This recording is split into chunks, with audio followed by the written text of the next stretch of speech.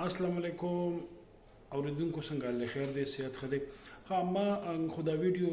جوړو مختلف بیماریانو حواله سره چونکه نن سبا سیزن دی د الرجی چې هغه ته مونږه زیات تر څومره چې زموږ سره د سینې مریضان دي نو او بیا هغه ته داسې الرجی وی نو هغه ته په دې سیزن کې دا ډیر زیات کیږي نو دلته کې د دې ویډیو زما مقصد دا دی چیرې زیات تر زمونږه هغه چې دی هغه یې سوي چې چیرې انټي بایوټیک ډیفرنٹ په خپل باندې استعمالي نو دا نه د پکار د چې مونږ خپل ډاکټر سره معاینه وکړو او ډاکټر سره وزټ وکړو چې پراپر کوم میډیسن چې پکار دي چې هغه استعمال شي او بیا کوم داسې زمونږه مریضان چې هغه ته کنټینیوسلی یا مطلب مسلسل کما الرجی وی نه په دې ورځو کې لګا زیاته شي بل دوی له پکار د چیرې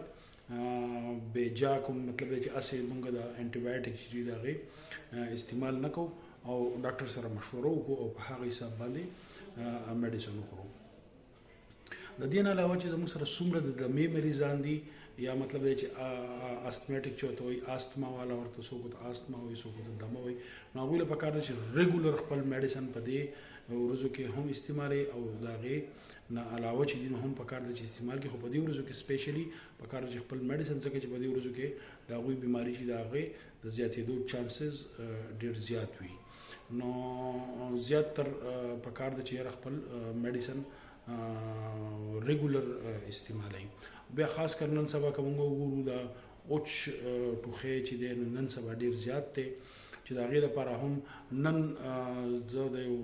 ملګری سره ملاو شوم هغه چې رما ازترومایسین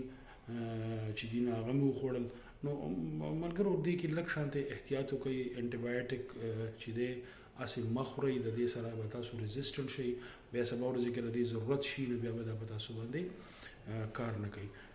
ټیک شو ډیره مهرباني السلام علیکم